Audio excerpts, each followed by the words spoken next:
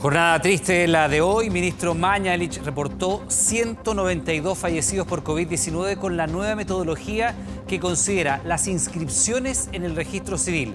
Corresponden a personas que fallecieron entre el 5 y el 8 de junio y que fueron informadas hoy.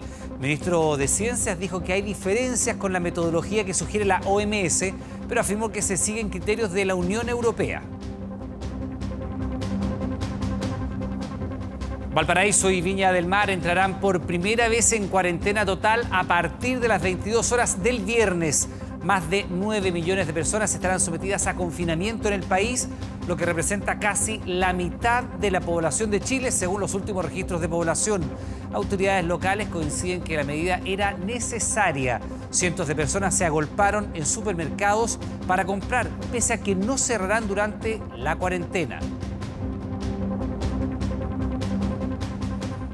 Ministra Carla Rubilar reconoció un error de parte del gobierno y asumió la responsabilidad por el polémico instructivo que entregaba directrices comunicacionales para repartir las cajas de alimentos. El gobierno emitió un nuevo instructivo donde estipula que las fotografías de los beneficiarios deben ser autorizadas y las cajas no son un regalo de ninguna autoridad. Ya regresa mañana la Liga Española, la primera división. El sábado juega el Barcelona con Vidal como titular. Ya te lo contamos. Y también, ¿por qué Michael Schumacher irá al quirófano? Eso y más luego en 24 Horas Deportes.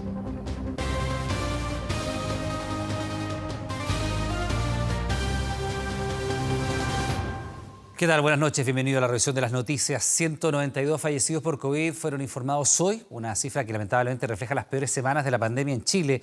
Esta cantidad responde a la suma de inscripciones en el registro civil durante varios días y corresponde a la nueva metodología para contabilizar los fallecidos. Esta metodología, y principalmente el hecho de considerar solo a los diagnosticados PCR positivo, ha generado críticas entre algunos expertos. El terremoto de Valdivia de 1960, el de mayor magnitud de la historia, según los registros modernos, ocasionó la muerte de 2.000 personas. El COVID-19 en Chile ya ha superado ese terrible antecedente. Según el registro de fallecidos informado en esta jornada, 192 víctimas se suman al dramático total nacional, que alcanza los 2.475 fallecimientos. No cabe ninguna duda que nosotros estamos viviendo como país los momentos más difíciles. El 1 de junio se informó un cambio de criterio. Desde el gobierno anunciaron cambios en el criterio para contabilizar los fallecidos. Estamos incluyendo una nueva categoría por recomendación, insisto, de la OMS. Al certificado de defunción y al examen PCR positivo se sumarían los decesos por caso sospechoso con PCR tomado, aunque el resultado estuviera pendiente. Pero en el informe se aclaró que esta modalidad, recomendada por la Organización Mundial de la Salud, quedó sin efecto. Nadie puede decir que los criterios están establecidos como si fueran escritos en piedra. Estamos revisando continuamente cuáles son los mejores criterios. La forma de registro que tenemos nosotros es de una completa transparencia. Dejar de considerar ahora los pacientes sospechosos de coronavirus dentro del conteo diario de pacientes fallecidos por este mismo virus, creo que hace que la cifra que estemos viendo no represente la realidad. La nueva metodología recurre como fuente primaria de información a la base de datos del registro civil. La información tiene una demora de entre 36 a 48 horas. Estas 192 vidas que se perdieron por el virus tienen certificados de defunción que varían en su data, por lo que no representan solamente a los fallecidos en las últimas 24 horas. Entre estas 192 personas hay algunas que efectivamente tienen fecha de fallecimiento el 7, el 6, el 5 antes, y está desglosado así en el informe incluso escrito. El detalle especifica 48 fallecimientos inscritos el 5 de junio o días antes, 49 el 6, 76 el 7 de este mes y 19 decesos el 8 de junio. La metodología no es la misma en todos los países. La OMS indica que se debieran contabilizar dentro de los fallecidos por coronavirus a todos los que tengan un cuadro compatible con COVID-19, independiente de que haya un examen PCR. exceptuando las muertes confirmadas por otra causa. Efectivamente, hay una diferencia con la OMS, pero nosotros sí estamos siguiendo criterios que están usando muchos otros países de la Unión Europea. No es el mejor sistema, no es un sistema óptimo, pero es mucho mejor de lo que teníamos antes. Sabemos que nuestro sistema de toma de exámenes está colapsado, que no estamos tomando suficientes exámenes, que los resultados están llegando tarde. Si solo consideramos PCR positiva, lo que vamos a hacer es vamos a subestimar el número de fallecidos. Bélgica, por ejemplo, contabiliza las muertes confirmadas y también los casos sospechosos. Según cifras de la última jornada, ellos tienen 10 casos nuevos y un total de 9.629 fallecidos. En el caso de Bélgica, que es algo que no le conviene, lo hace porque esa es la realidad, es decir, hay que mostrar la realidad a la gente y también así las personas saben cuán grave es la situación. Como tenemos una estrategia tan importante, a diferencia de otros países, de evaluación por PCR, nos parece que corresponde al criterio adecuado para Chile mantener esa certificación de PCR positivo. Una subestimación puede generar un inadecuado direccionamiento de los recursos para enfrentar la crisis en sus semanas más duras. Necesitamos que estos indicadores sean bastante sensibles para poder adelantarnos en las medidas y así evitar una mayor propagación del virus o mayor mortalidad por el virus. Los reportes seguirán así de sombríos durante las próximas semanas, especialmente si consideramos la brusca alza en la cifra de casos nuevos, 5.737, 24.201 casos activos que siguen presionando nuestro ya saturado sistema de salud. Bien, pues vamos a profundizar en este tema que ha sido objeto de polémica. Estamos con Juan Carlos Saín, médico internista, máster en salud pública del Imperial College del Reino Unido, junto a nosotros a través de telecontacto. ¿Cómo está, doctor? Buenas noches. Hola, Iván, buenas noches. Un gusto estar acá, como siempre. Igualmente, muchas gracias por estar con nosotros. Y primero que nada, preguntarle por los efectos que tiene esta metodología que ha aplicado el gobierno, distinta de la OMS, para la aplicación de políticas públicas. A ver, creo que hay un paso positivo, que es efectivamente confiar en información que recopila el registro civil. Eso es adecuado. Lo negativo acá es que nos separamos de las recomendaciones de la OMS y excluimos a los pacientes que no tienen una PCR confirmada para coronavirus del total de fallecidos. Esto es muy grave. ¿Por qué? Porque la medicina siempre ha sido igual, ha sido una combinación, el diagnóstico de un paciente, de la historia, el examen físico y los exámenes de laboratorio e imágenes. Y hay, por ejemplo, en el caso del coronavirus, exámenes como un escáner que son aún más precisos que la PCR para diagnosticar la enfermedad. Muchas veces tenemos pacientes que tienen, por ejemplo, una PCR negativa y tienen un escáner que es positivo para coronavirus. Esos pacientes que para cualquier médico van a ser evidentemente un fallecido por coronavirus, en el registro del gobierno van a estar excluidos. Y eso puede tener consecuencias graves. Creo que la primera es que no nos permite comparar nuestras estadísticas con las de otros países que progresivamente han ido adoptando las recomendaciones de la OMS. Dos, creo que no permite evaluar efectivamente las políticas públicas. Aquí el gobierno evidentemente tiene se está preocupando por la salud de la población y quiere efectivamente que muera el menor número posible de personas. Lo que nosotros necesitamos es tener una estadística confiable que nos permita evaluar si eso efectivamente se está cumpliendo. Y excluir por ejemplo, el certificado por imágenes, por ejemplo, un paciente que tiene una imagen compatible, no ayuda a tener datos más precisos.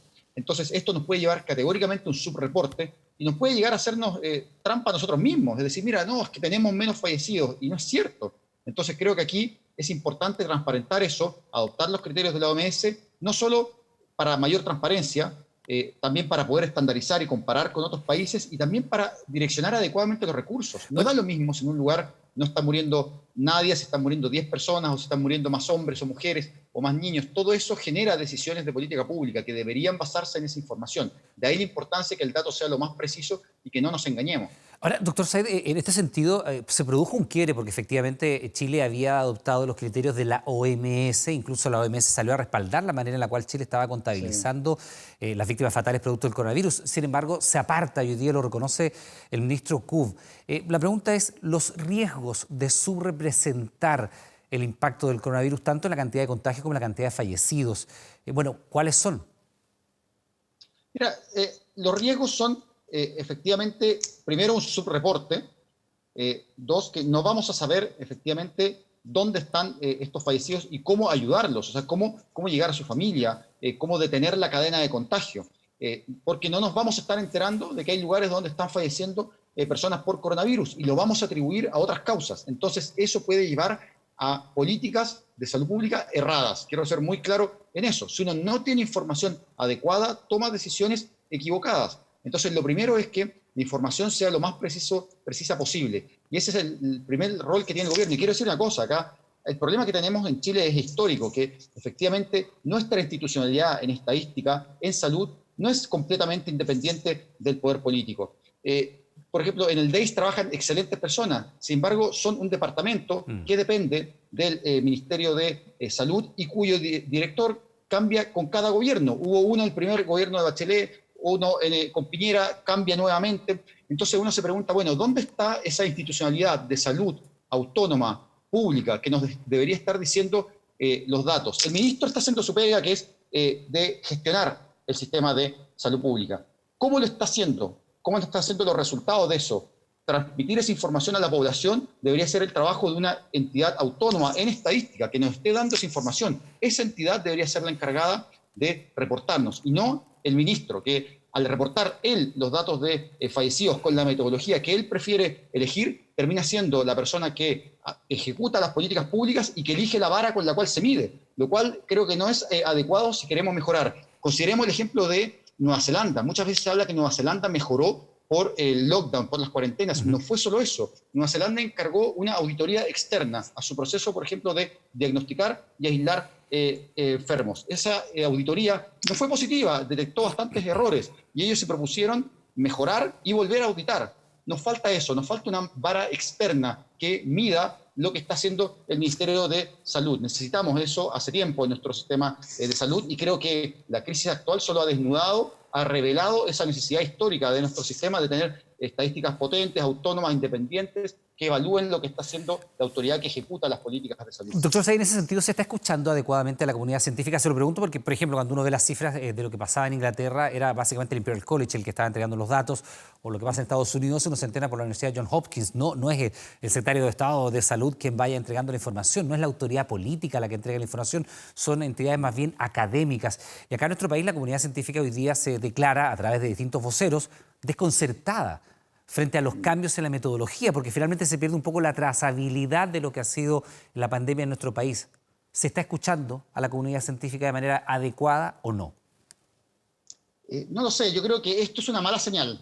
Creo que efectivamente hay consenso unánime, al menos en el mundo médico, de que el diagnóstico de una enfermedad por coronavirus se puede hacer sin una PCR, o sea, eso no hay duda. Creo que no se necesita enseñarle al equipo médico cómo hacer el diagnóstico. Y al decir que solo con una PCR se puede confirmar un caso de coronavirus, lo que estamos haciendo es falsear ese dato y no escuchando a las fuentes científicas al respecto.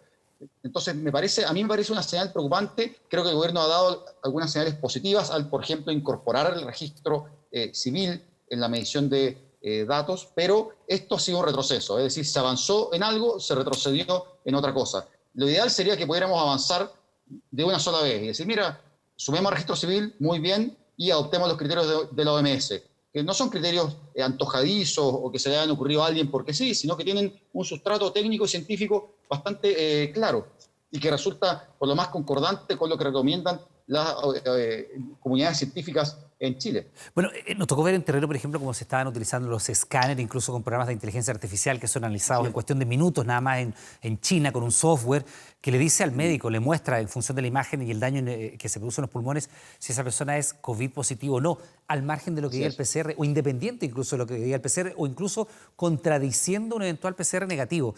La pregunta es, doctor Said, que con este criterio que se está aplicando en nuestro país hoy día, ¿está muriendo gente por coronavirus que no está siendo contabilizada de esa manera? No me cabe duda. O sea, yo personalmente he visto pacientes que han tenido una PCR negativa y han tenido un escáner positivo, que tiene imágenes categóricas de coronavirus, que cualquier médico, cualquier radiólogo reconocería como categóricas de coronavirus y que, sin embargo, con la metodología del gobierno no quedan registrados. Entonces, eso es lamentable porque nos lleva a un subreporte y a tomar decisiones inadecuadas. O sea, no sabemos si, por ejemplo, se está produciendo un aumento de la mortalidad en una determinada región, en una determinada comuna. ¿Por qué? Simplemente porque no lo estamos incluyendo en el conteo. Y eso es lo grave, que no nos permite tomar decisiones que recojan lo que está pasando. Creo que todos entendemos que estamos en una pandemia, que la situación es difícil, que el gobierno está enfrentando una situación muy complicada. La solución para esa crisis no es decir, mira, escondamos los muertos debajo de la alfombra, no incluyamos el escáner para, por ejemplo, como criterio diagnóstico. La solución es ser lo más transparente posible. Decir, mira, estos son los fallecidos, y además para transmitirle a la población el sentido de urgencia y de riesgo, de que efectivamente si no cumplen la cuarentena, si no se cuidan, si no toman las medidas de distanciamiento social, efectivamente hay un riesgo importante. Entonces creo que reducir o subreportar el número de fallecidos no tiene ninguna utilidad. No nos ayuda a homologar datos a nivel internacional, no nos ayuda a administrar nuestros recursos en salud pública, y también genera una falsa sensación de tranquilidad en la población, y en otro grupo de la población probablemente va a generar una gran desconfianza, que van a decir, bueno, me está diciendo el gobierno la verdad. Un gobierno que no es transparente en la publicación de los datos termina boicoteando sus propias políticas públicas. Entonces, de ahí la importancia de ser lo más honesto posible. Van a fallecer personas, eso es muy triste, es trágico, es doloroso y lamentable, pero eso no significa que no tengamos que reportarlo. Seamos transparentes, seamos honestos con la población, no tiene nada de malo y es lo que la población demanda. Juan Carlos Said, médico internista, máster en salud pública del Imperial College del Reino Unido, le damos las gracias por este contacto, que tenga buenas noches, muy amable. Listo, muchas gracias, hasta luego. Bien, pues vamos a revisar otras informaciones a propósito de esto, con 2 atropellos a fiscalizadores y la promesa de que a las autoridades no les temblará la mano para detener a los infractores. Así terminó esta jornada. En la hora punta de la mañana, la autopista Costanera Norte fue paralizada para controlar los vehículos que estaban circulando. Mira. Esta vez fue en la autopista Costanera Norte, donde a las 8 de la mañana se notó que la mano venía más pesada. En el sector oriente, a la altura de Vitacura, todos los autos fueron fiscalizados, generándose un taco de al menos 3 kilómetros. Súper bueno, lo que pasa es que de cero pasaron a controlar a todos. 1 hora y 20 de espera en el camino. Malo, porque debería ser como por último 2 pistas, porque es mucho rato ya lo que estamos esperando. Absolutamente bien, pues creo que es lo que corresponde. En estas condiciones no hay otra alternativa. Solo en Santiago hay unas 40.000 fiscalizaciones al día, pero todo parece insuficiente cuando al caminar por las calles se ve este panorama. En el barrio Meix, la porfía es desalentadora. No hay distancia social, el uso de mascarillas es precario y las aglomeraciones son la constante en medio de varias cuadras con vendedores ambulantes. Estoy comprando para vender por negocio porque tengo un hijo y no me puedo quedar en la casa. ¿Qué es lo que compró? Buzos completos. Compré porque tengo que vender algo, no me puedo quedar en la casa porque yo y mi pareja estamos sin trabajo. El martes fueron detenidas más de 1000 personas. A otras tantas se les cursaron sumarios sanitarios por infringir las cuarentenas o abusar de los permisos. ¿Permiso cuál? ¿Está con? Lo tiene mi jefe. La vía pública. Lo tiene mi jefe, voy saliendo a trabajar. Pero su permiso, necesitamos... Lo tiene mi jefe, voy saliendo a trabajar porque es colectivo. Mi jefe está aquí a la vuelta. Si quieres, vamos. Comprando repuesto. ¿Comprando repuesto? Sí. Ya, ¿te dio un permiso para salir a comprar repuesto? Sí, no hay de eso, pero... Sacó un permiso para pago de servicios básicos. Para eso se le dio un permiso. ¿Sí? ¿Ya? ¿Pero usted anda comprando repuestos, señor? Sí, vengo a comprar, a buscar un repuesto, un repuesto que me mandaron. No andar comprando repuestos, usted está poniendo en peligro la salud pública. No nos va a temblar la mano ni un segundo en fiscalizar, en perseguir la responsabilidad penal, en que se apliquen las sanciones de aquellos que no quieren comprender. En la comuna de Santiago, un automóvil sin patente intentó atropellar a un carabinero que realizaba una fiscalización. El policía utilizó su arma de servicio, pero no logró detener la huida. El carabinero disparó 4 balazos en la rueda de atrás y se fueron de fuga, nada más. Fueron disparos, fueron 4 disparos y el auto no dio la marcha y el carabinero, yo creo que por tratar de pararlo le disparó. Eso no se sabe realmente. En La Reina, en un hecho similar, un inspector municipal fue atropellado en Avenida Osa. Carabineros logró detener al chofer del vehículo. Condeno estos hechos delictuales que pusieron en riesgo la vida de nuestros funcionarios. Por eso anuncio una querella por homicidio frustrado en contra de los responsables de esta situación. Hay varios locales que siguen funcionando, pero están con tarjeta amarilla por no respetar las exigencias sanitarias. De verdad los productos tienen que ser muy buenos y los precios seguramente son súper convenientes, pero este nivel de hacinamiento que estamos viendo en la gente que viene a comprar no podemos en tiempo de pandemia tolerarlo. Entonces estaba hablando con la administradora para que de aquí al día de mañana tomen distanciamiento, den numeritos. Desde el lunes ya no sirven las credenciales de las empresas para poder circular. Será necesario un permiso especial que prontamente estará disponible en la comisaría virtual. Hemos estado ya en un trabajo permanente con las distintas empresas y industrias, porque así como es importante controlarlas, también son fundamentales para el abastecimiento. Y es por eso que se les ha estado explicando el funcionamiento de este sistema, que ya va a estar disponible. Se proyecta que las nuevas medidas permitirán reducir la movilidad y atenuar el número de contagios que en Santiago no para de crecer. Según un estudio, las señales que apuntaron a volver a una nueva normalidad provocaron que la efectividad de la cuarentena se redujera en un 78% durante la semana en que se entregó este mensaje. En tanto, el último informe epidemiológico registra un preocupante aumento de casos activos en las regiones metropolitanas y también en la región de Valparaíso. La nueva normalidad yo en realidad nunca la creí, tampoco la tomé como real. Habría que esperar un poquito más de tiempo. Es viejo este debate, pero siempre tiene algo nuevo.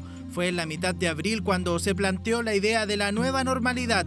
Ahora un estudio de las universidades de Chile y Portales más el Colegio Médico arrojó que ese llamado al retorno seguro redujo en un 78% el efecto de las cuarentenas.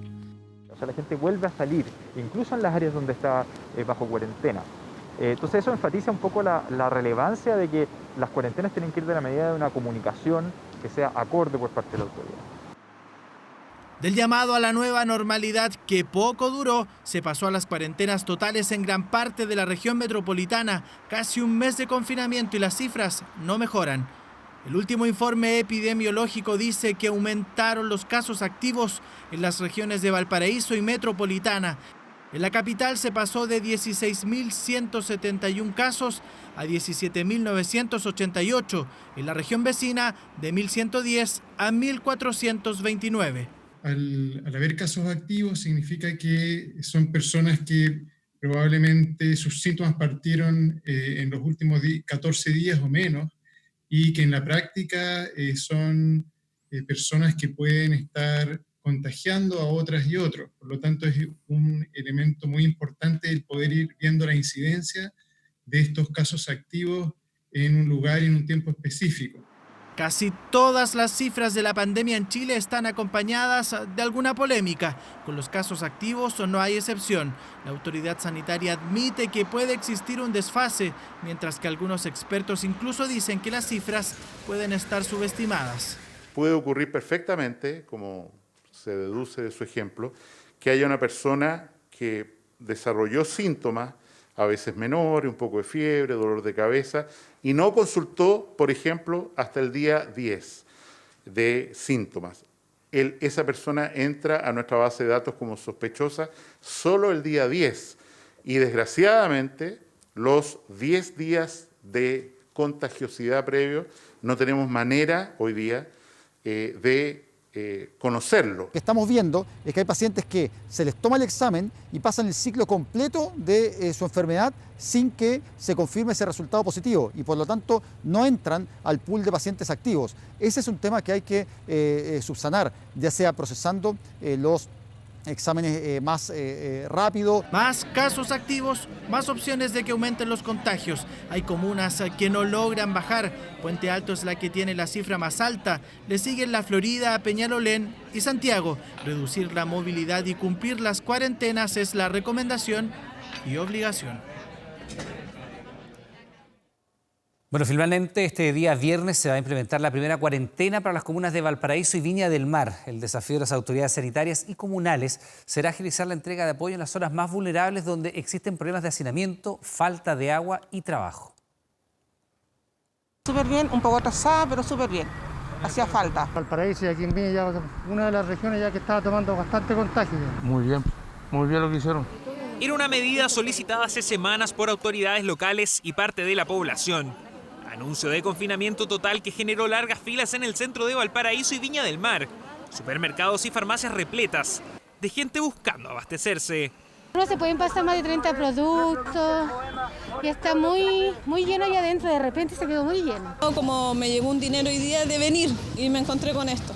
Ya estaba aquí, así que nada que hacer. Hay que venir antes que empiece todo este asunto de la cuarentena, porque si no, ¿después cuándo? Feriantes y comerciantes ambulantes que ven con incertidumbre el inicio de la cuarentena ante la posibilidad de quedar sin trabajo.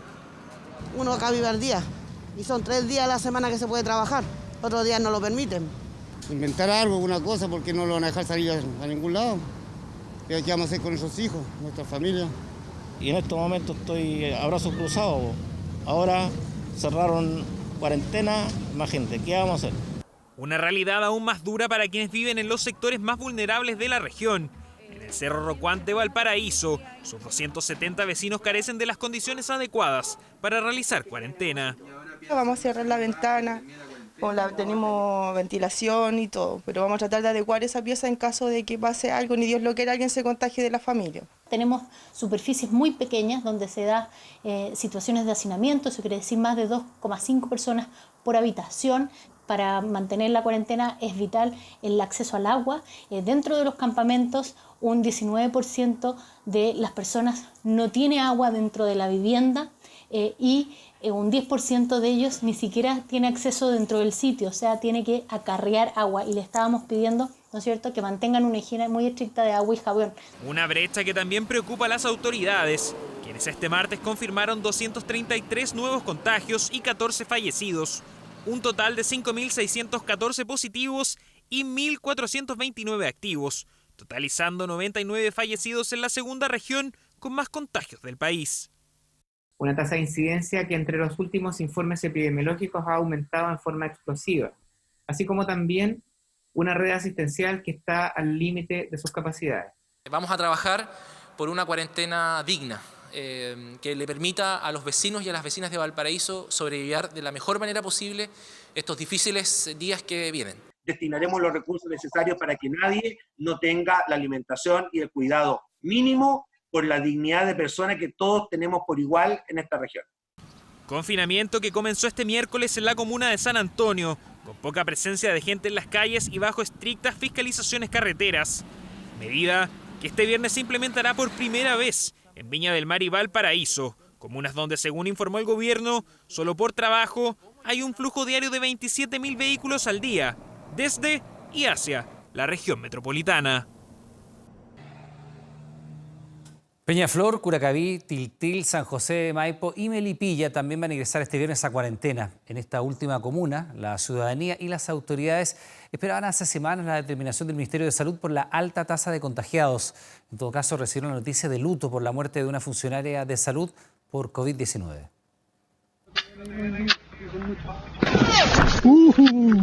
¡Papá! Agáchese, agáchese. Ambiente de una nueva noche de manifestaciones en el principal acceso a la comuna de Melipilla. Guanaco del Zorrillo, ahí en el otro Zorrillo, mira. Barricadas y disparos de un grupo de personas en contra de personal policial que causaron que un funcionario de Carabineros terminara con un impacto de bala en su pierna. Yo tengo apósito, tranquilo. ¿Dónde tiene el impacto?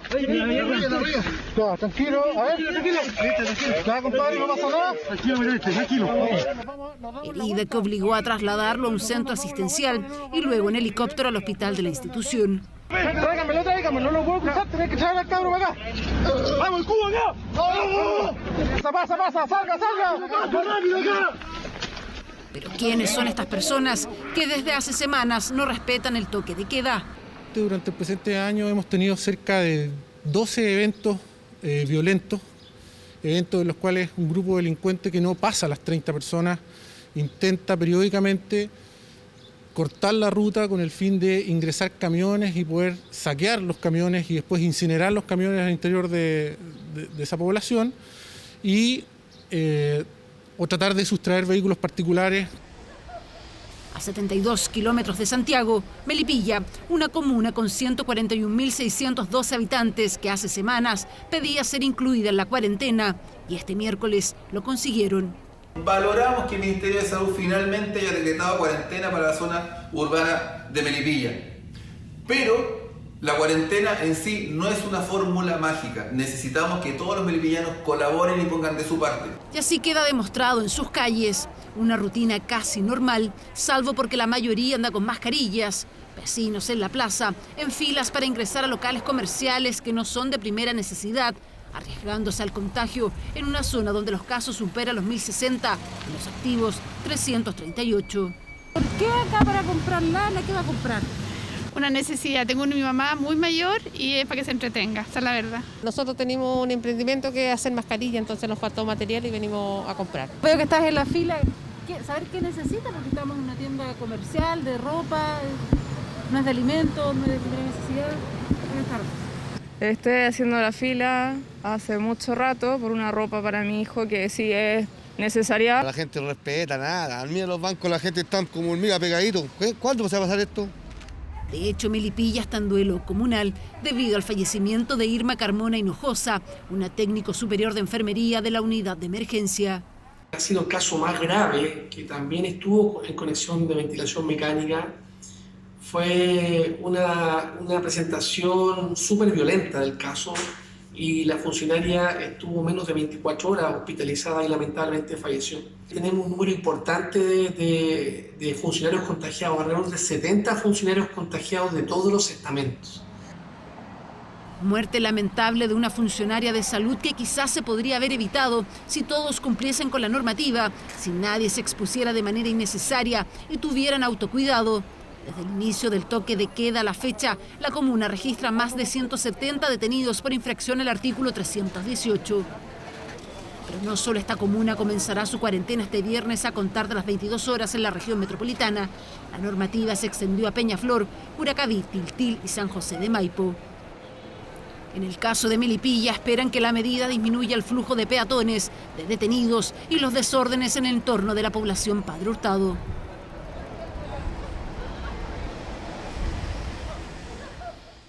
Bueno, Mario Reyes, ese es el nombre del segundo colectivero que fallece a causa del COVID-19 en Santiago. Uso de mascarillas, desinfectantes y guantes, de todo echar a mano para tratar de prevenir los contagios sobre los autos. Un gremio que además dice estar muy complicado por una baja de cerca de un 80% de sus pasajeros. Don Mario Reyes, de 78 años, agita con fuerza la bandera. Este colectivero protesta por la muerte de un colega a causa del COVID-19.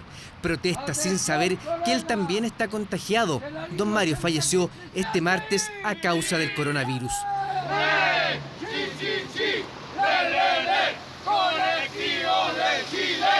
Se vio obligado a trabajar hasta el último día, incluso con fuertes dolores musculares y con malestar de dolor de cabeza porque tenía que pagar sus cuentas. Da rabia porque lo vi sufrir mucho y fue un hombre demasiado bueno y no merecía sufrir ni un minuto. Hoy su colectivo 8015 Independencia Nueva Mate está vacío.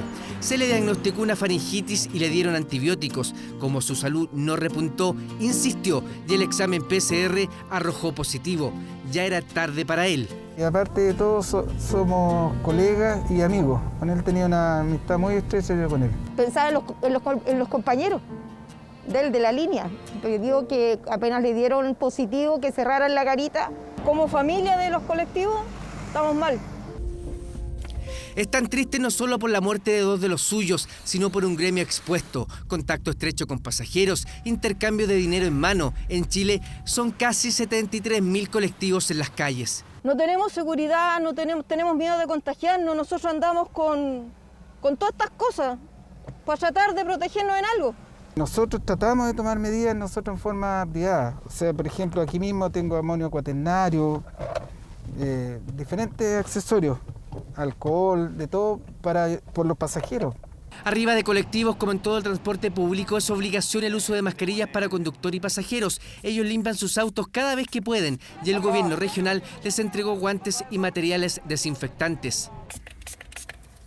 Pero el gremio suma otra preocupación, la baja de pasajeros, la que ha descendido hasta en un 80%. Pese a ello, no pueden parar de trabajar. pongámosle, el Estado te diera una solución o te diera platita para quedarte en la casa, yo creo que nadie está aquí por gusto, ¿me entiendes? Estamos aquí porque no queda de otra. Para nosotros que somos trabajadores, ¿no es cierto?, sin contrato, sin previsión, sin nada. ¿Y cuánto le está quedando hoy día? Bueno, ayer me quedaron 5.000 pesos. Yo me siento expuesto porque, aparte de eso, yo soy asmático y ando con mi inhalador acá, que no tengo. Entonces, para mí, si a mí me da corona, yo me muero. En los colectivos 8015 no solo lloran a Mario, también a un rubro que según ellos agoniza. Ese es el ingreso, el día a día. Entonces no hay cómo solventar los gastos, una pana, nada. Y ya no tenemos con qué echar combustible. Y ahora con el asunto de las cuarentenas de independencia, uno sale a trabajar y te quedan a veces 2.000 pesos. ¡Atención, colega! ¡Que la línea 8015 se ha hecho! Trató de luchar para solicitar algún tipo de ayuda al gobierno, al Estado. Mario Reyes, como muchos colectiveros, alzó la voz por su gremio y como él mismo temía, contrajo el coronavirus. 2 colegas más también están contagiados. Hoy su colectivo paró tras 30 años, quizás el reflejo de un gremio que se siente indefenso. La responsable soy yo. Así la ministra vocera de Gobierno asumió los errores de un polémico instructivo que determinaba la forma en que debían entregarse las cajas de alimentos del Gobierno. Durante la tarde se emitió un nuevo instructivo en el que se pide autorización de los beneficiarios y se establece que las cajas no son un regalo de ninguna autoridad. El instructivo tenía ciertos lineamientos. Queríamos dejar en claro que las publicaciones tenían que estar centradas en las personas y no en las autoridades. Debemos reconocer que es un instructivo que no fue bien hecho. Si usted quiere considerar un responsable, la responsable soy yo. Asumiendo toda la responsabilidad de un instructivo mal hecho, como reconoció el que fue redactado por la Secretaría de Comunicaciones del Gobierno, que detallaba cómo las autoridades debían entregar las cajas de alimentos a los sectores más vulnerables para hacer frente a la crisis provocada por la pandemia. La instrucción era clara y precisa. Hacer registro audiovisual que incorpore funcionarios bajando cajas y entregándolas a las familias, preocuparse que sea un buen tiro de grabación, registrar emoción y valoración de las familias al recibir la ayuda. Los comentarios no se hicieron esperar y uno de los más críticos lo emitió el nuevo ministro de Desarrollo Social. Sí, a mí siempre me da un poco pudor estas cosas. Yo entiendo que a las familias uno tiene que ayudarla lo más posible, de re simple, ser lo más piola posible. El 19 de mayo comenzó la distribución de cajas y en la tarea se involucró gran parte del gabinete. Las críticas surgieron y muchos señalaron que se pasó a llevar la dignidad de las personas al publicitar imágenes como estas. Nos encontramos con algo que es absolutamente desproporcionado. El que se saque una foto, el que ojalá los abracen, o sea, buscando otra cosa. Cuando vemos ese instructivo, entendemos que el gobierno no está dimensionando la gravedad del problema. Me parece que es legítimo que además se sepa que eso es por voluntad del gobierno de turno. No es ni más ni menos que lo que han hecho todos los gobiernos. Y por lo tanto, cuando veo rasgar vestidura, creo que es una actitud bastante farisaica desde esa perspectiva. El gobierno defendió el fondo, pero hizo un mea culpa por la forma. La vocera señaló que la entrega de cajas se implementó para que los vecinos no salieran de sus casas en busca de alimentos y que el proceso fue registrado para disminuir la incertidumbre de los beneficiarios. Pero eso no calmó las críticas y estas se intensificaron. Primero, porque la entrega no se respetó en algunos casos las mismas recomendaciones sanitarias como la distancia física. Y segundo, cuando se conoció el polémico instructivo por las supuestas faltas a la probidad, que estarían asociadas a otra de las instrucciones del documento. Siempre valorar al presidente Sebastián Piñera, pero cuidar de no escribir que es el presidente quien entrega las cajas. La Contraloría está observando con atención las publicaciones. No podíamos decir que era él el que estaba entregando directamente el beneficio de las cajas, como ninguna autoridad puede hacerlo según las normas de la Contraloría. Si el presidente hubiese visto este instructivo como salió, jamás habría autorizado que saliera un instructivo como este, que pudiera interpretarse de una forma diferente. Y es que una autoridad ya ha sido cuestionada por su actuar. La Seremi de Justicia, Carolina Lavín, el pasado 26 de mayo subió una foto señalando que estaba entregando las cajas de alimentos del presidente Piñera, a lo que Contraloría a través de su Twitter respondió que los beneficios sociales son del Estado y no de una persona en particular. Tras la polémica y luego que se conociera el instructivo, diversos parlamentarios de oposición solicitaron a la Contraloría tomar cartas en el asunto. Los funcionarios públicos tienen que actuar con imparcialidad, transparencia y objetividad, lo que aquí no ha ocurrido. Por eso hoy día en la mañana hicimos una presentación a la Contraloría. Aquí aquellos que quieran levantar polémica en un proceso en donde la ciudadanía lo está esperando, yo invitaría a aquellos a no ensuciar ese proceso y dejar que avance esto y ojalá se acelere la entrega de este beneficio. Finalmente, y tras la polémica, la Contraloría tomó una determinación y solicitó a los ministros de Secretaría General de Gobierno e Interior entregar todos los antecedentes en un plazo de 10 días.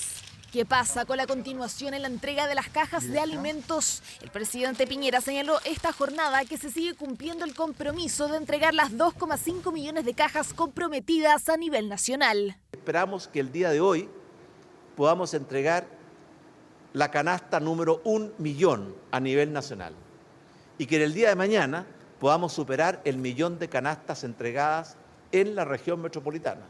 Estamos trabajando muy duro para cumplir con lo que fue un compromiso. La meta del 1 millón de cajas se cumplió durante este miércoles y el polémico instructivo de entrega de alimentos fue retirado de circulación. Durante esta tarde se conoció el nuevo documento. En él se prohíbe el ingreso de las autoridades a los hogares de los beneficiados y exige el resguardo de la vida privada y la dignidad de estos. Se establece además que se debe aclarar que esto no es un regalo y si se va a mencionar al presidente se debe incluir su arroba, como también el de los alcaldes sin importar su partido político. En ningún caso se puede esbozar que la gestión es a título personal de alguna autoridad. Bueno, en estos momentos hay 3.463 trabajadores que tuvieron que abandonar los hospitales porque tienen COVID o están en cuarentena preventiva. Para cuidar su salud y la de familiares que son parte del grupo de riesgo, el Ministerio de Salud dispuso 2 hoteles sanitarios laborales que viven mientras dure la emergencia. Te lo juro que me voy a cuidar. Ten que estar tranquila, mamá. Sí, hija, sí sé que tú estudiaste por vocación eso, así que yo sé que Dios te va a cuidar. Siempre. Sí, hija. Rezo todos los días, en las noches, no solo por ti, sino por toda la gente, por todo lo que está pasando acá. Imposible contener las lágrimas cada vez que habla con su hija o con su madre. ¿Estás llorando? Una basura. Ya. ¿De verdad me entró una basura en el ojo? Claramente no le entró una basura al ojo. Tiene mucha pena y angustia por haber dejado a sus 2 hijos de 10 y 13 años y a su madre que es de la tercera edad y diabética. Ir a vivir a una residencia sanitaria exclusiva para personal de salud que está en óptimas condiciones fue una decisión que tomó para protegerlos. Macarena trabaja en la UCI del Hospital San Borja. No se perdonaría si a uno de los suyos le pasa algo. Yo estoy acá porque obviamente yo tengo un propósito. Yo estudié esto para salvar vidas, para ayudar a los demás. Yo no lo estudié por un tema de que a lo mejor por ganar lucas. Obviamente todos vivimos de una remuneración porque es necesario. Pero a mí me gusta lo que hago. Y yo lo que hago lo hago de amor, con amor. Esta es su habitación, aquí recibe todas las comidas y tiene muchas comodidades. Agradece estar protegida en este lugar que comparte con funcionarios de distintos hospitales. Claudio trabaja en la urgencia de la Posta Central, viajaba todos los días desde San Antonio. El asunto de la pandemia nos empezaron a llegar buses a mi comuna. Y una colega nos avisó que había este proyecto y bueno, fue el primero que llegué acá ayer. Extraña a su hijo y a su mujer. Ella también es funcionaria de salud. Extraña poder tocarlos, abrazarlos y verlos día a día. Quizás, quién sabe, hasta cuándo. La mamá le ha explicado mucho que el papá está acá porque está peleando con el virus. Entonces al final uno pasa a ser como una especie de superhéroe para ellos. Y igual se les extraña harto. Pero él sabe y entiende. Entiende que el papá trabaja en salud, bueno, mi señora también trabaja en salud. Y que estamos acá en esto. Y que sabe que algún día lo voy a volver a ver. En estas residencias laborales para personal de salud hay 12 funcionarios. Los requisitos para ingresar son vivir lejos, tener familiares en la casa dentro del grupo de riesgo y trabajar en la UCI, UTI, urgencia y neonatología. Para tratar de darles facilidad en cuanto a su seguridad y a la relación que tengan con su familia. Ellos están expuestos a a mayor riesgo en relación a contagio.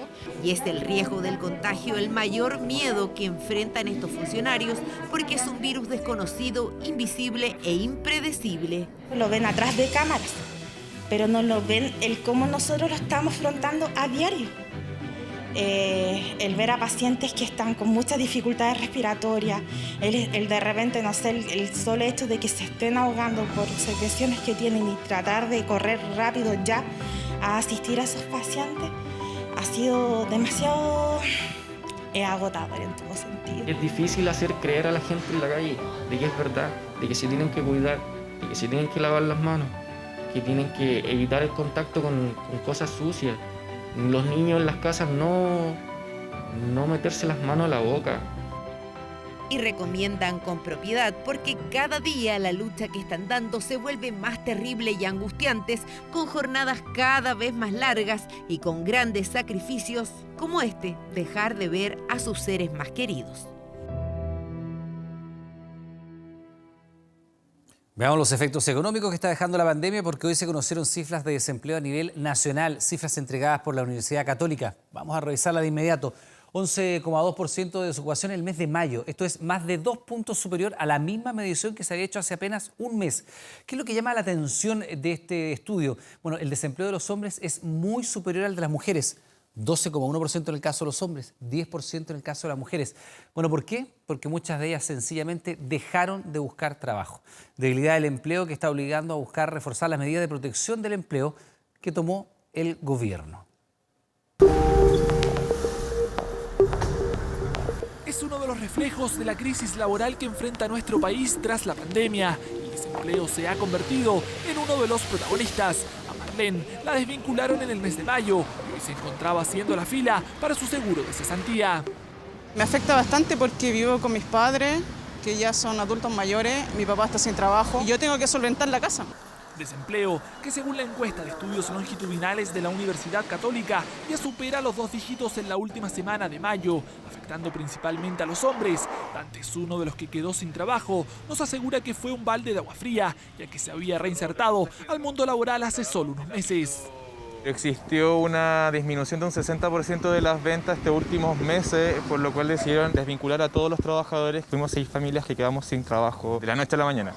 Un mercado laboral que vive días difíciles. En la actualidad hay 99.000 empresas acogidas a la Ley de Protección al Empleo, lo que se traduce en 610.000 trabajadores. Si a eso le sumamos los 890.000 desocupados informados por la Universidad Católica, en Chile existe 1.500.000 personas que hoy no están trabajando.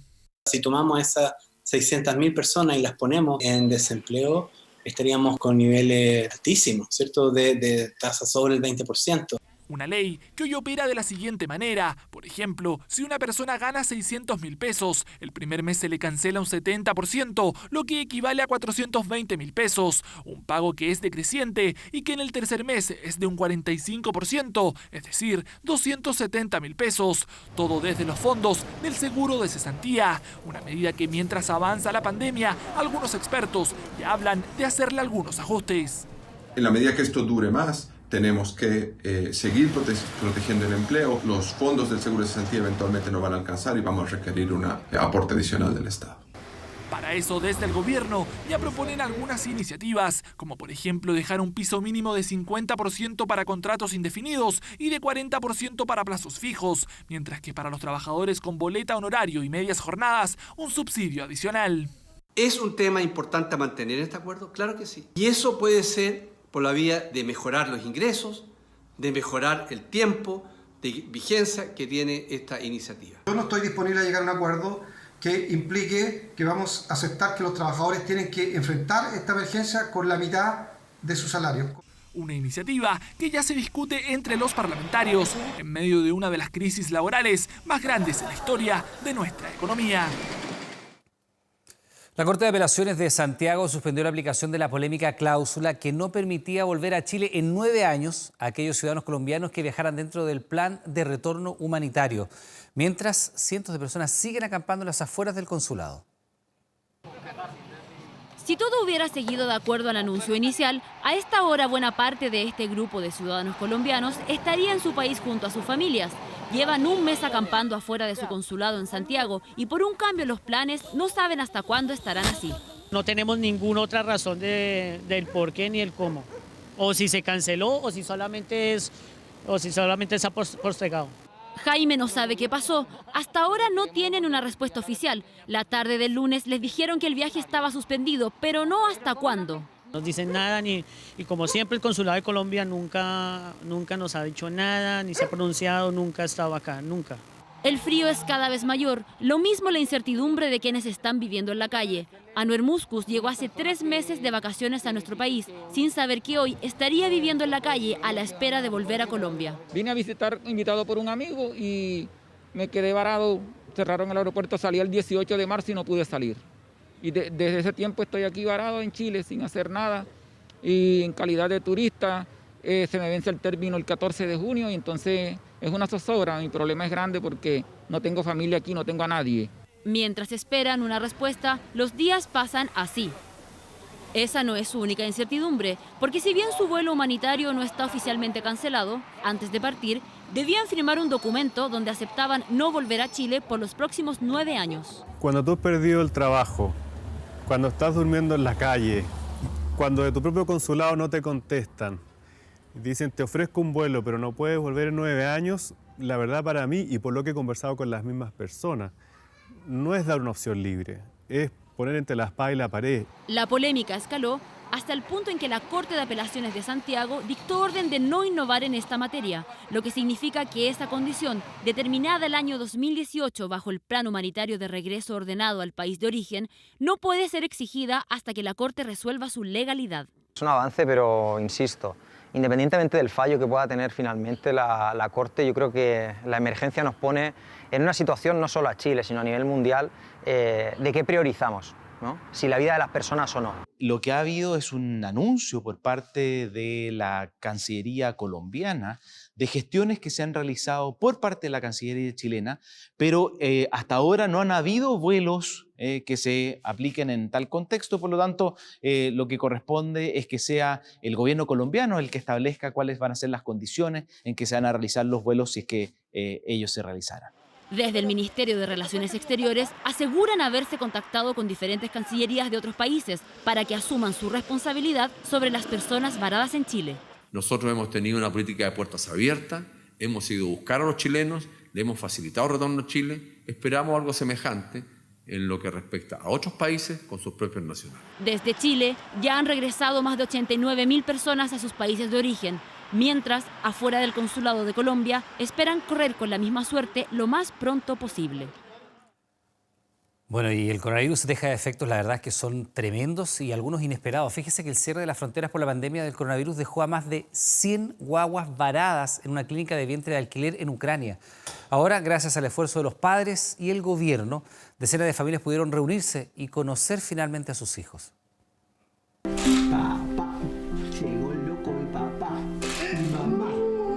Para los Pérez Laborino, esta pareja argentina, la espera llegó a su fin. Este miércoles, tras 2 meses de angustia, pudieron conocer a su hijo nacido a 13.000 kilómetros de distancia.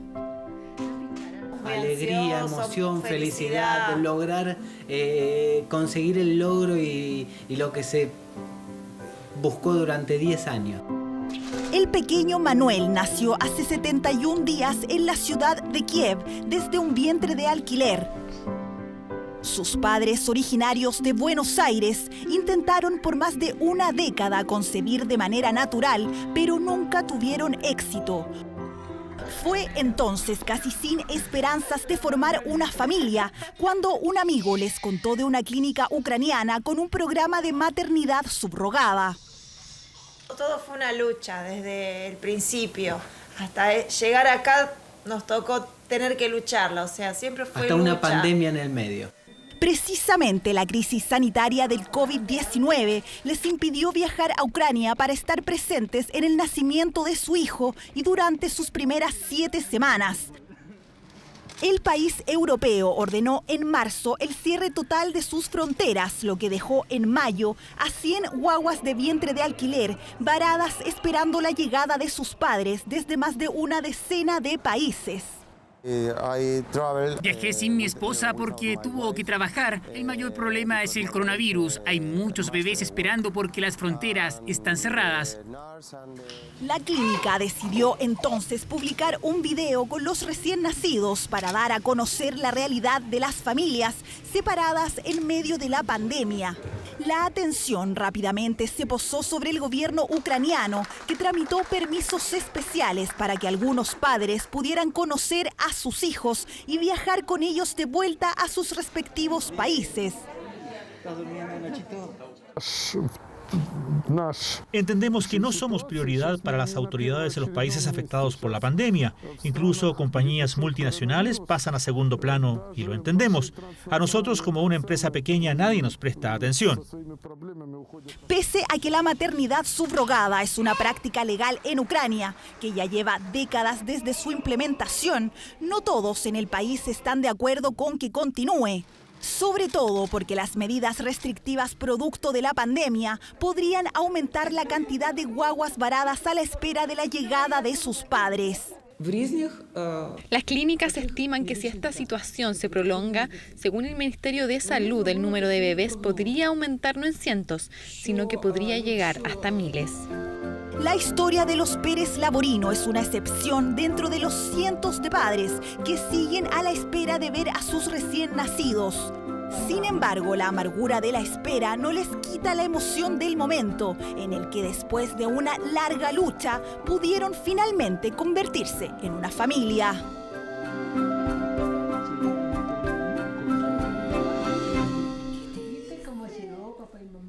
Y de regreso a nuestro país, más de 1 millón de hogares con ingresos informales ya están recibiendo el primer pago del ingreso familiar de emergencia.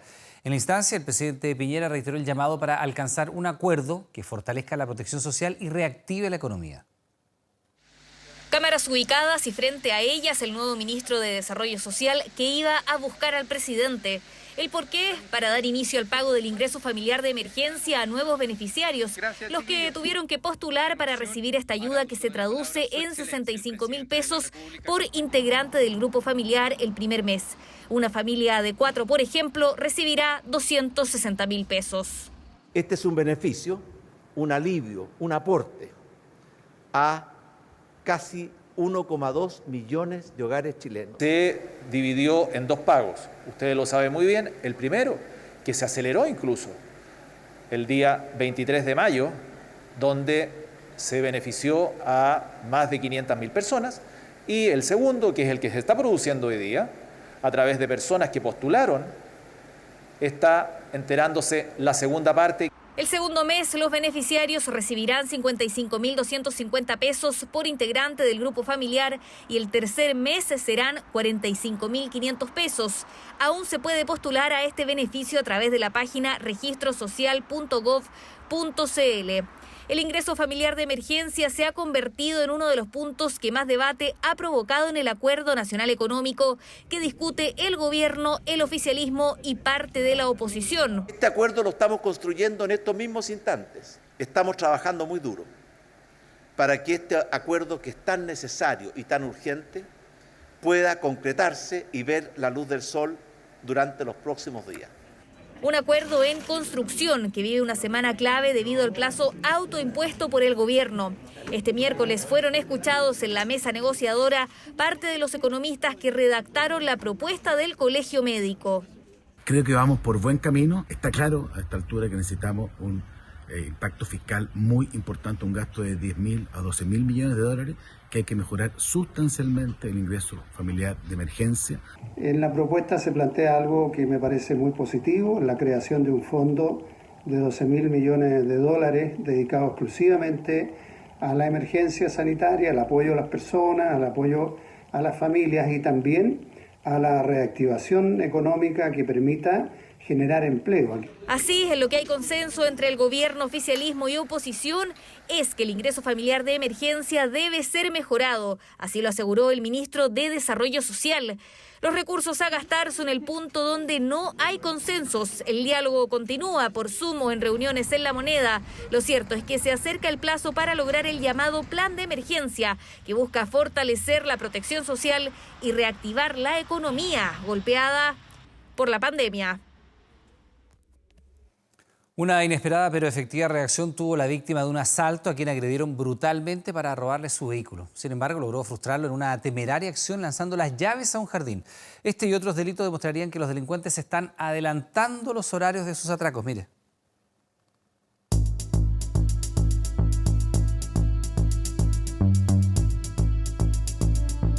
Con bolsa en mano, el pan comprado para la 11. Así caminó hacia su auto por tan solo 20 segundos, lo suficiente para los oportunistas de siempre.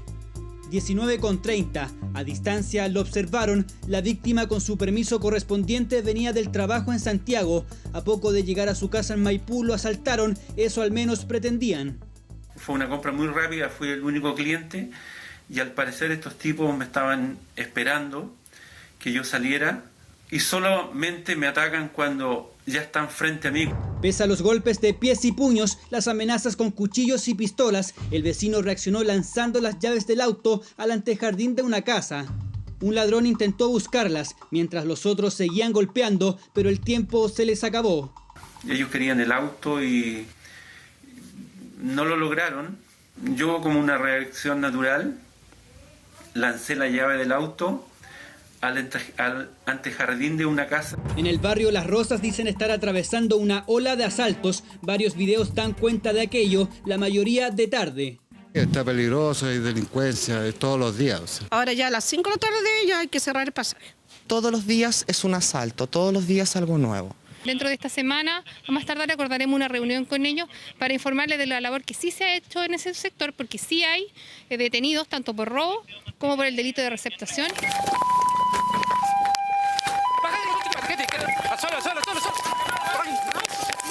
Si de delincuentes que roban temprano en cuarentena se trata, esto ocurrió el martes antes de las 16 horas, un grupo que mediante el turbazo concretó su robo, pero ellos iban a caer tras una persecución. Pillamos a 5 personas que estaban asaltando una bomba de benzina. Ojalá logren una condena grave, porque muchos de estos asaltos son de verdad muy violentos. Al igual que en el caso de Maipú, en Providencia los ladrones también agredieron a su víctima con golpes de pie y puño, huyendo en un vehículo de mediana gama, características similares que para la Fiscalía Privada merece análisis. Con la implementación de estas medidas de control por la pandemia, se están robando en horarios del día más tempranos. Les roban sus pertenencias, billeteras y cosas de valor para poderlas reducir en los mercados informales de manera rápida. Por eso urge la detención de estos asaltantes. Si bien la víctima frustró el robo, temen que vuelvan a aparecer. Al menos la denuncia está hecha. Buscarán su detención, como los del turbazo de Providencia.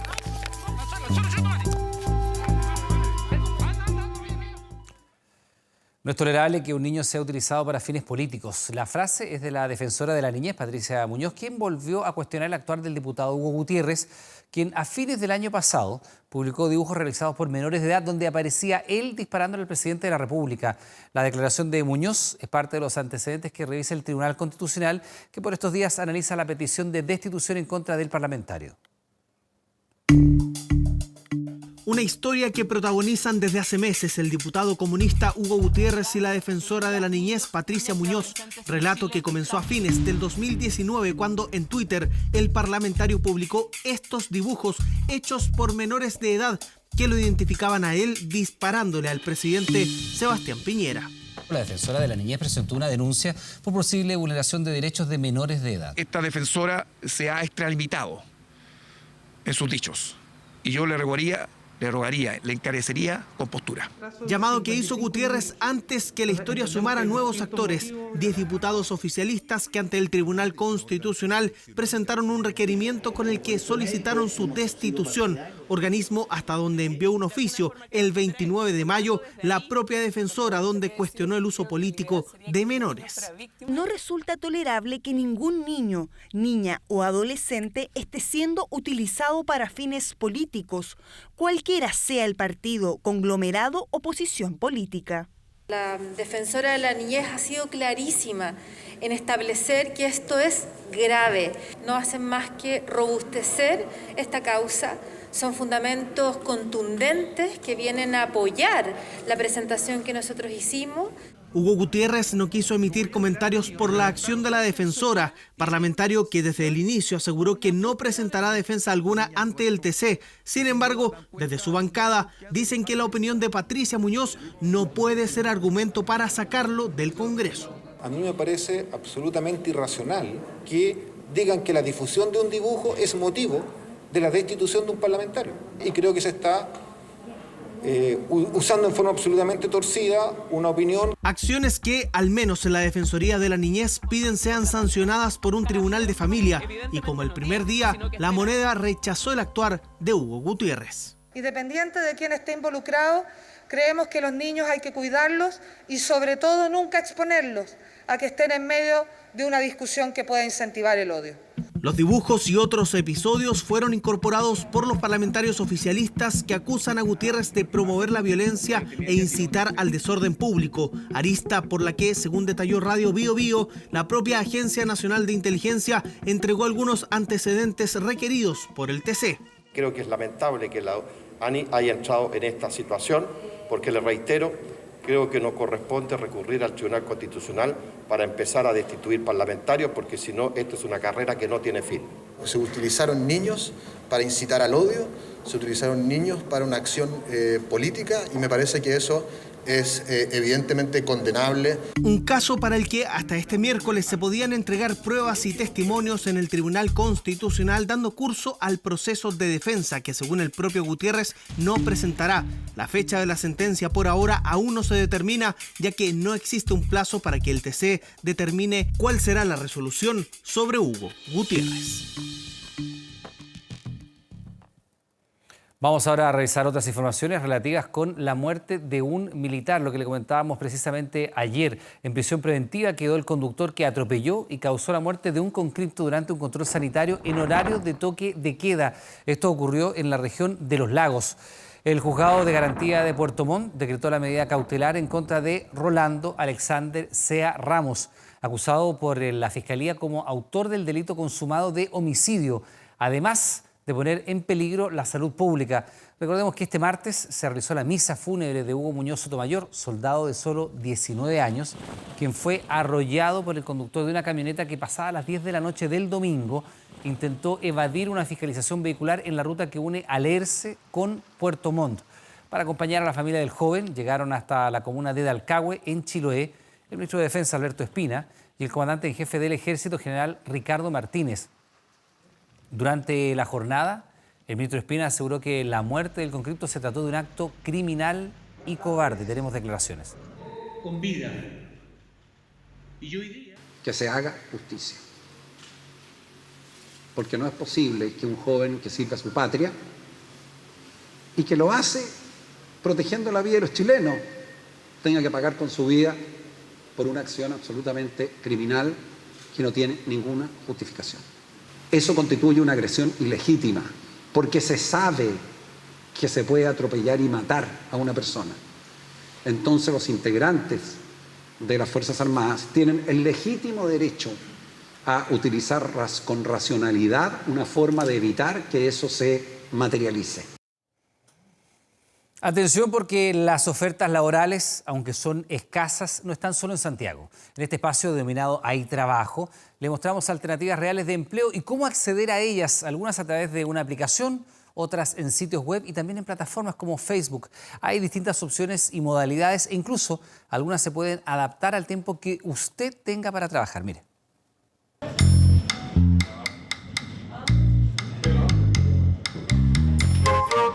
Y ahora me llegó un pedido, así que tengo que ir a realizarlo. Y así puede realizar hasta 5 pedidos al día. Cristian trabaja como chopper o comprador.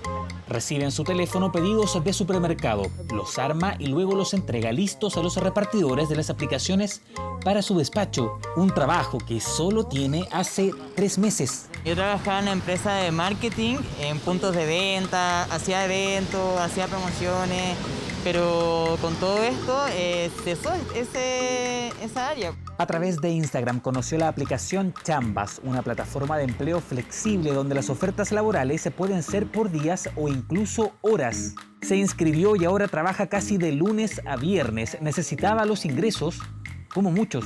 Yo soy uno de ellos que además aporta en la casa, paga cuenta. Entonces quedar separado tantos meses por una situación que igual es importante es muy difícil y muy difícil como para muchas familias chilenas. La aplicación ya cuenta con 18.000 personas inscritas buscando una oportunidad y en promedio se generan más de 6.000 ofertas laborales al mes.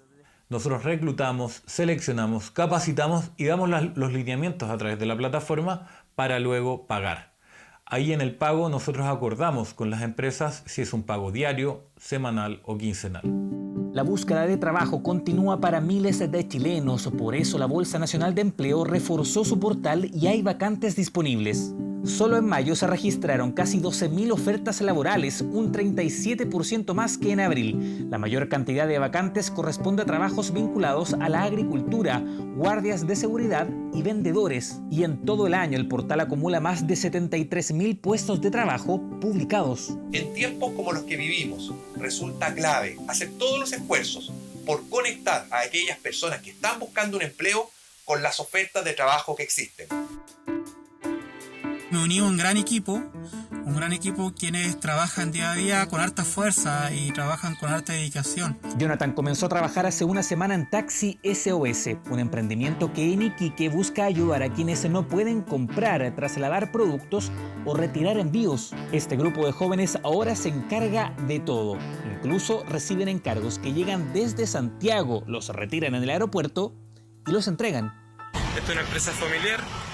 Nos dedicamos prácticamente a servir a la comunidad, ayudando a las pymes, a levantar a los nuevos emprendedores. Bueno, ahora estamos repartiendo el pancito. Taxi SOS necesita conductores que se sumen al proyecto. Ya tienen 8 vehículos trabajando, pero ahora buscan a 5 más, aunque esperan que el número aumente. Hay trabajo, hay alternativas para encontrar un empleo en estos tiempos difíciles.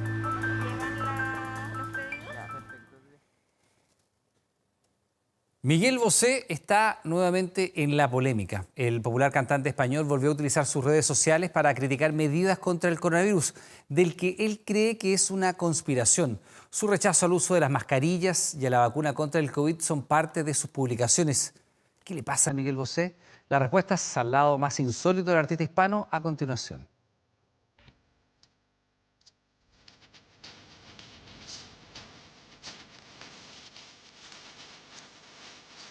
¿Qué tienen en común Bill Gates, Pedro Sánchez, Michelle Bachelet o Nicolás Maduro? Haberse transformado por distintos motivos en el blanco perfecto para las críticas de Miguel Bosé. Yo no vuelvo a acercarme a un político en el resto de mi, iba a decir una palabra tremenda, vida.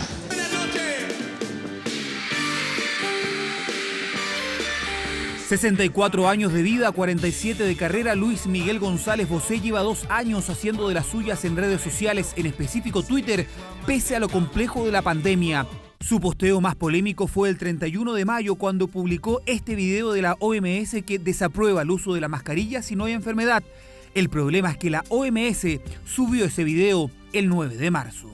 Esa aseveración no tiene sentido y un llamado a no usarla me parece que es peligroso. En épocas de epidemia y de pandemia, lo que menos se necesitan son voces disonantes que no son expertos y que pueden transmitir mensajes que confunden a la población. Suiza, como los países nórdicos de Europa, saben desde el principio de la gran mentira de los gobiernos, el de España incluido. El coronavirus como una gran mentira. Cada publicación suya ha sido rebatida no solo por tuiteros, sino también por profesionales. Creo que lo de hoy ha sido un triunfo de la razón, sobre la sin razón, que es lo que ha dicho Miguel Bosé. Lo siento, se me ha caído un mito. Hay algo que no calza, hay algo que no hay certeza de si efectivamente es una chaladura, derechamente, o si algo más profundo. Y así son miles los que se preguntan qué transformó a este famoso músico, artista variado, en un personaje cercano a la conspiración y la paranoia. Sí. 19 discos, 30 millones de copias vendidas, actor y también activista político. Maduro, lárgate ya. Maduro, vete ya. Bosé es uno de los principales opositores al régimen de Nicolás Maduro en Venezuela. Por eso sus dardos también apuntaron a la alta comisionada de los derechos humanos en la ONU, Michelle Bachelet. La comisionada de los derechos humanos, ven aquí, mueve tus nalgas y hazte valer con la autoridad que tienes. Estamos en la Ciudad de México, donde se dice que está Michelle. Una relación contradictoria y polémica que Bosé ha tenido con varios líderes. Ataques a Pedro Sánchez, presidente del gobierno español, y a Bill Gates, millonario filántropo que a través de su fundación ha incentivado la búsqueda de una vacuna contra el COVID-19. Bill Gates habló reiteradamente de más sobre su proyecto de vacunas que portasen microchips o nanobots para obtener todo tipo de información de la población mundial. Y la fundación lo que hace es apoyar a los grupos de investigadores para desarrollar vacunas y han estado involucrados y fueron uno de los primeros grupos que sacaron una candidata a vacuna. Yo digo no a la vacuna, no al 5G, no a la Alianza España-Bill Gates. Es bien curioso que un personaje que era bastante luminoso se haya transformado en una especie como de pequeño bufón para cierto grupo de gente que seguramente lo sigue.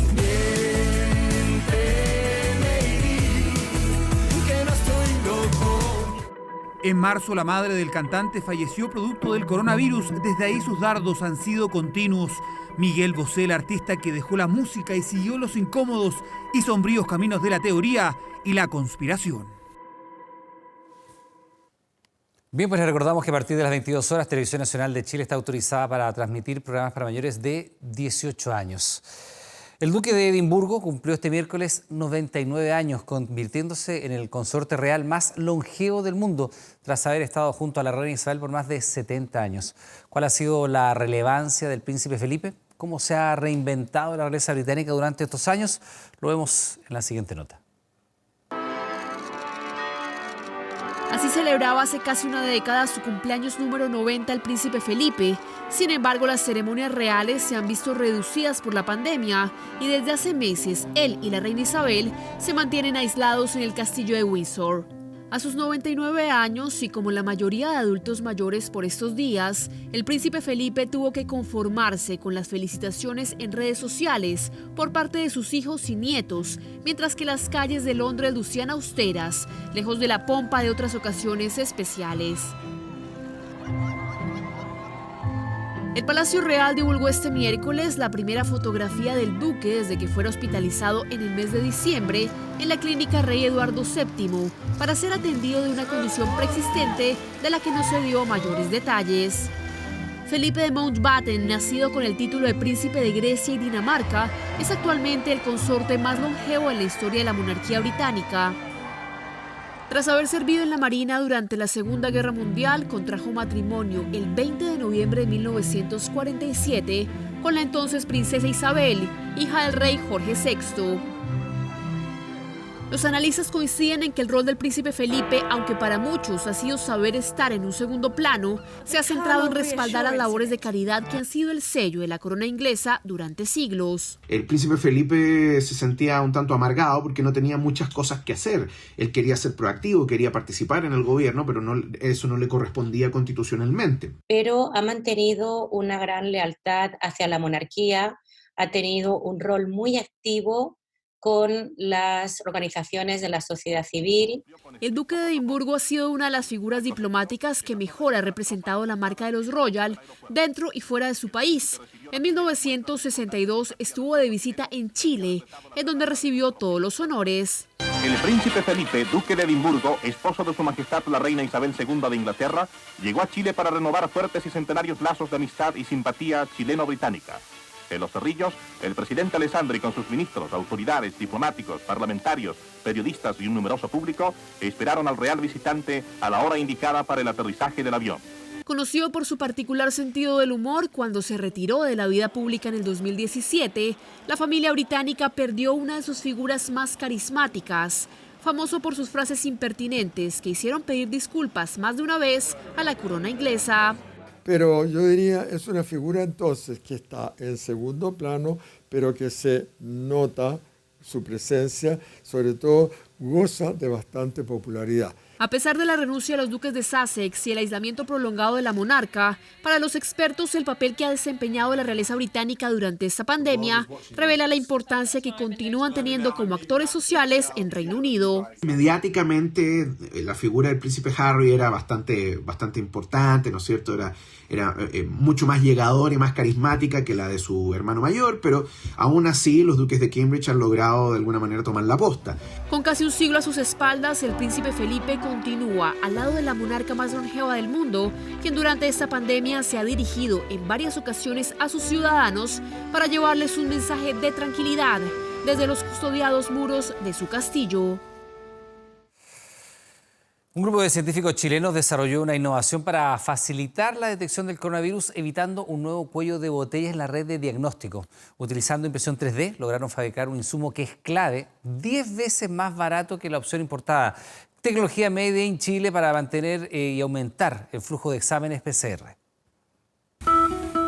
Quizás esta sea la imagen que a la mayoría se nos viene a la mente cuando pensamos en un PCR.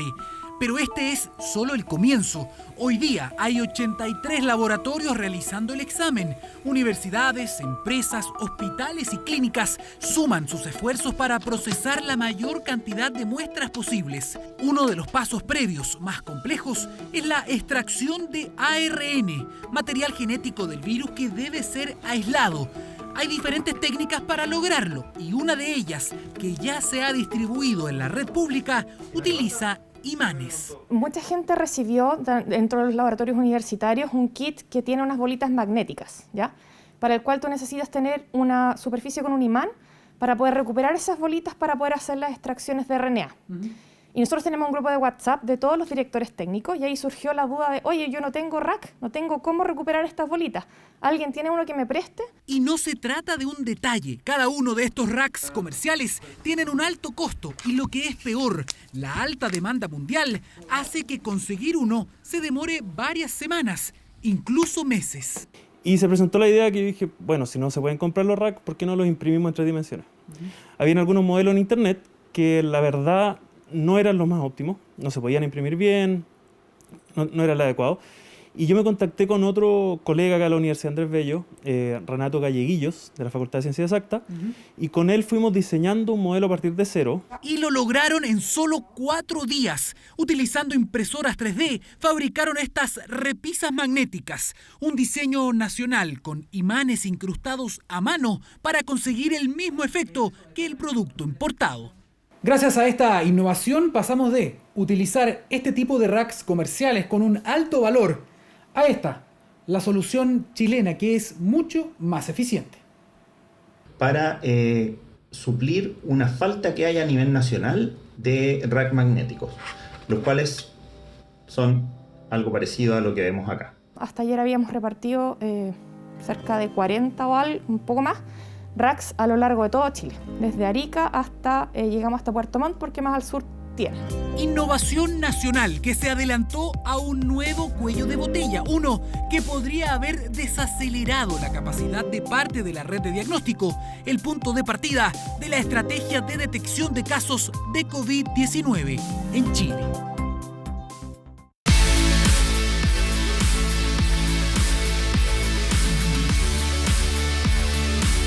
Mañana, mañana regresa el fútbol español, la primera división, con el clásico andaluz entre el Sevilla y el Betis. El sábado es el turno de Barcelona bajo estrictas medidas sanitarias y de seguridad. ¿Y qué pasa con Arturo Vidal?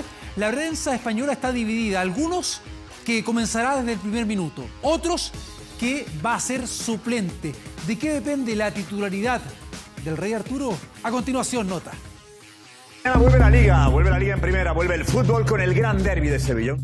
Llegó el momento, España deberá pasar la prueba. El fútbol hispano de Primera División retorna este jueves.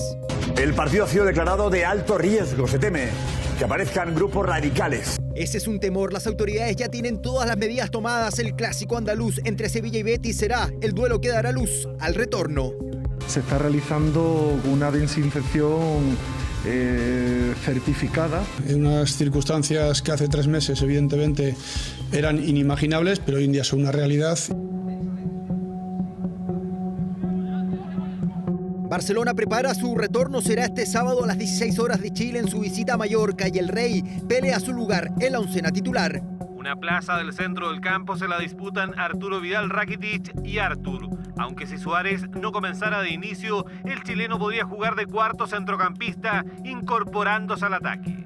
En España dicen que Rakitic toma una leve ventaja y que el King sería suplente. Saber cómo va evolucionando la competición y las necesidades que tenemos. El Rey tendrá que esperar la decisión de Setién. El que sí será titular será Fabián Orellana. Su equipo, el Eibar, se mide ante el Real Madrid. Vuelve la Liga.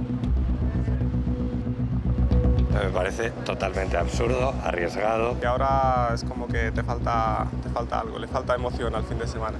Opiniones divididas sobre este retorno. Este jueves la Liga Española enfrenta una gran prueba.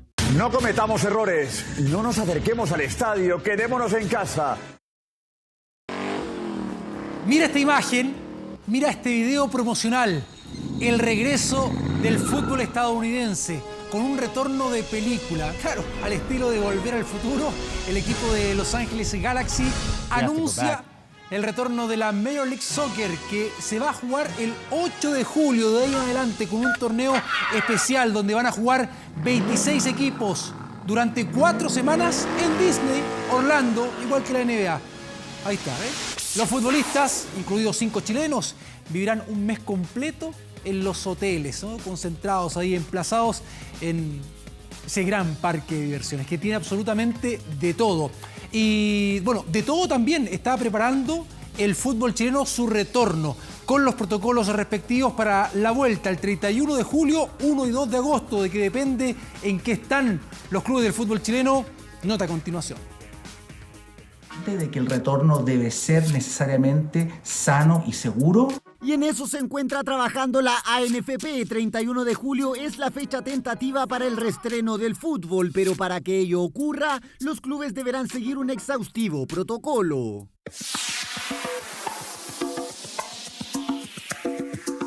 Al COVID-19 le ganaremos solo si todos nos cuidamos. La ruta del ídolo, así se llama el video con las 5 etapas que debe seguir el jugador en su retorno a los entrenamientos. Guarda todo en una bolsa desechable para volver a tu casa. Pero la recomendación audiovisual producida en Quilín 5635 también va acompañada de indicaciones médicas. Y teniendo a lo mejor niños chicos, y tienen que también cuidarse y protegerlos de ellos, particularmente si está embarazada.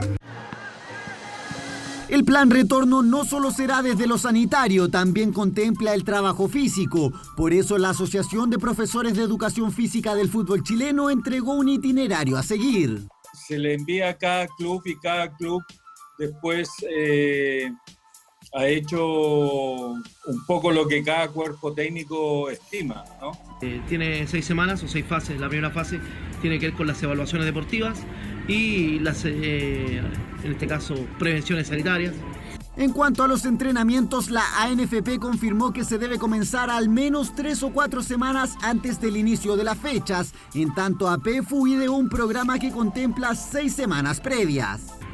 Para luego de 6 semanas poder hablar de que el jugador está preparado para competir a su más alto nivel. Y los PF necesitamos tener un poco la vista sobre los 2 próximos meses para poder planificar. Eso desde lo físico. Muchos clubes siguen trabajando con pautas diarias, pero el regreso a labores en canchas es distinto y así lo ven sus protagonistas. Es importante respetar cada una de las recomendaciones en las diferentes etapas. Y siguiendo todas las indicaciones del área médica. Con el protocolo que está dando la ANFP hay que seguir los pasos para poder cuidarse y no contagiar al resto ni tampoco nosotros. El plan retorno contempla en un principio el 31 de julio. Sea esa fecha u otra, el regreso será sí o sí con mascarillas, distanciamiento social y exámenes PCR como mínimo. El fútbol chileno comienza a pensar en su pitazo inicial. Por Bundesliga. Y Charles Aranguis con su equipo el Bayer Leverkusen. Está en posición lícita el futbolista, y aquí estamos con la segunda división del fútbol español, donde el Rayo Vallecano venció al Albacete con este golazo. Mira. ¡Oh! El lateral derecho, el peruano Luis Advíncula, de zurda, cómo engancha y la meta ya al segundo palo. Un golazo. Triunfo del Rayo Vallecano. Sin público en el estadio. Ese hincha que está en un edificio, al lado del recinto deportivo.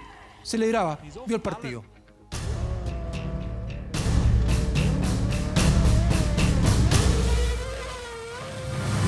Los fanáticos lo extrañan. Su vida sigue siendo un misterio, una incertidumbre, pero ahora hay noticias en torno a Michael Schumacher, el 7 veces campeón mundial de la Fórmula 1, que vuelve al quirófano para someterse a una intervención con células madre. Mira. Ya son 6 años y medio desde que todo en el automovilismo mundial cambió. Fue el 29 de diciembre de 2013 cuando un grave accidente apagó al mítico piloto alemán. Su cabeza se golpea con una roca ubicada a 3,5 metros más abajo. Tiene un coma inducido. Falta un campeón como él. Luego de varios meses sin saber sobre la salud de Michael Schumacher, ahora hay novedades. El Kaiser pasará otra vez por el quirófano. La prensa italiana asegura que volverá a someterse a una nueva intervención con células madre para regenerar su sistema nervioso central. Debemos imaginar una persona diferente a la que recordamos después de varios años. Ha tenido atención intensiva, pero su estructura orgánica, muscular y esquelética debe estar deteriorada. La leyenda del automovilismo quedará en manos del prestigioso cirujano Philippe Ménager, el mismo médico que lo atendió a fines del año pasado con inyecciones intravenosas de células madre.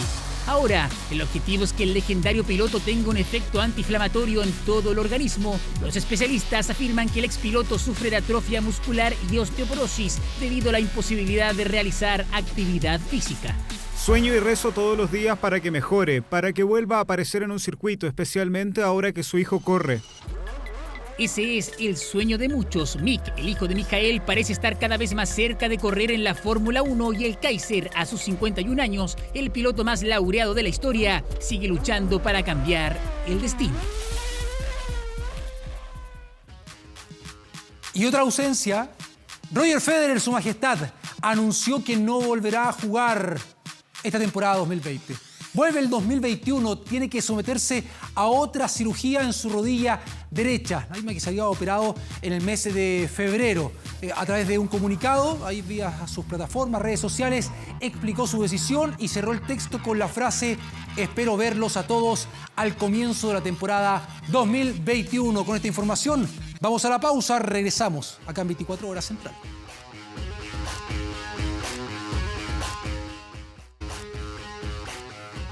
Hemos vuelto. Atención con lo siguiente. Lujosa isla de Abu Dhabi, que va a recibir a los peleadores del UFC. 25 kilómetros exclusivos con hoteles, restaurantes y un octágono. ¿Sabes dónde? En la playa. Sí, mira. Así que estoy aquí para anunciar la isla de lucha. Es la isla Yas en Abu Dhabi. Dana White, el capo de la UFC, piensa en grande y para la cartelera de julio consiguió nada más ni nada menos que una exclusiva joyita del Medio Oriente para sus peleadores. El Ministerio de Turismo de Abu Dhabi y White llegaron a un acuerdo comercial para llevar las artes marciales mixtas a su territorio bajo estrictos protocolos de seguridad sanitaria. La isla Yas reservó 25 kilómetros cuadrados donde estará el octágono, hotel, instalaciones de entrenamiento y restaurantes solo para los atletas, entrenadores y el equipo de transmisión. Estará habilitada para nosotros las instalaciones, el hotel y el lugar de entrenamiento, 19 restaurantes cubiertos y sí, hay un octágono en la playa. La cartelera del UFC 251, que se verá en 175 países, aún no está cerrada, pero sí habrán 3 combates por títulos. Kamaru Usman defenderá su título welter ante Gilbert Burns, además de la aparición de José Aldo y Max Holloway. Del 11 al 25 de julio en la isla Yas, una cuarentena con montañas rusas, piscina, hotel y restaurantes de lujo, el centro Ferrari y la pista del Gran Premio de Fórmula 1, solo al estilo de la UFC. Imagen, información, vamos nuevamente a la pausa. Ya regresa Iván Núñez con la información en 24 Horas Central. Buenas noches.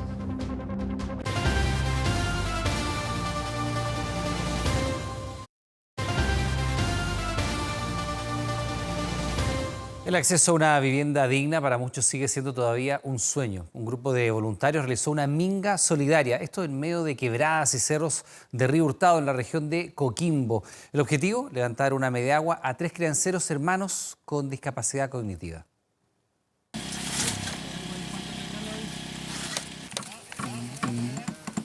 Poco entiende del movimiento de personas y los martillazos fuera de la que hasta ahora es su casa. Busca y busca una radio, pero las que tiene no sirven.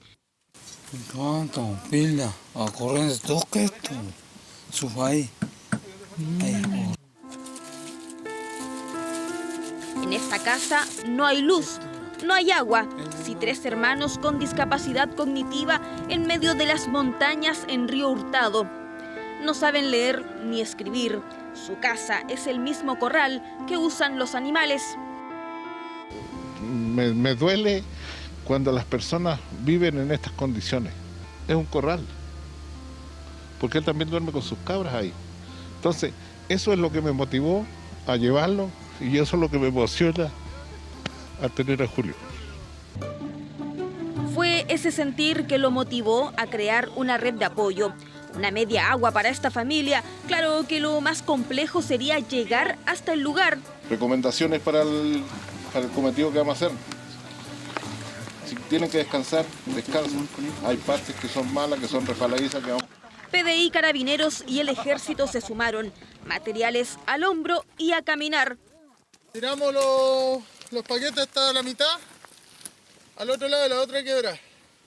Y ahí Carabineros con el resto que haga el tramo que queda más corto. A alguien que está completamente aislado y es bastante difícil llegar en un automóvil hasta donde está él viviendo, hacia el sitio. Entonces, feliz de colaborar con un granito de arena. ¿Dónde dormía usted? Aquí, ahí, ¿no? ¿Y ahora dónde va a dormir? Por ahí. ¿En una casa nueva? Sí, una casa nueva. Gracias, Dile. Gracias.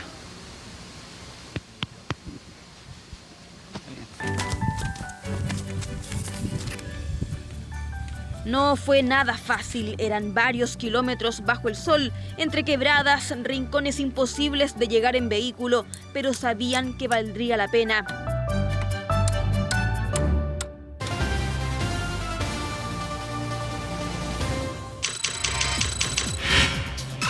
...24horas.cl.